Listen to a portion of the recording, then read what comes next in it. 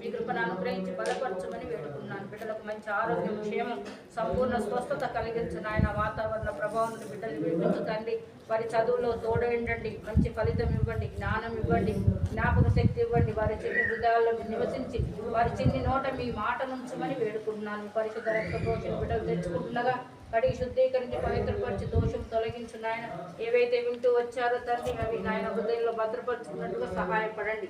మీ చిత్తం అయితే మీరు ఆకడ ఆలస్యమైతే రానున్న దినాల కొరకు, మీ సేవ కొరకు, మీ పని కొరకు బిడ్డలందరినీ సిద్ధపరిచి మీ ఆత్మ ద్వారా అభిషేకించి సిద్ధపరిచి మీరే మహిమ ఘనత పొందమని. వేరే ఎంతమంది అయితే చూస్తున్నారో అటు వారందరినీ కూడా దర్శించి వారిలో కూడా ఆత్మకార్యం జరిగి బిడ్డలందరినీ జీవించి ఆశీర్వదించి మీ ఆశీర్వాదంతో పంపించి మీరే మహిమ ఘనత పొందమని వేడుకుంటూ మీ దయను కోరుకుంటూ మీ దయగల కృపగల హస్తాలకు చిన్న బిడ్డల్ని ఎన్నికలేని నన్ను మమ్మల్ని అప్పగించుకుంటూ పావసనలు ప్రత్యేకించి మీ పని కొరకు మమ్మల్ని మేము నాయన యథార్థంగా ప్రతిష్ఠించుకుంటూ మీ దయను కోరుకుంటూ యేసయ్య పరిశుద్ధ నామంలో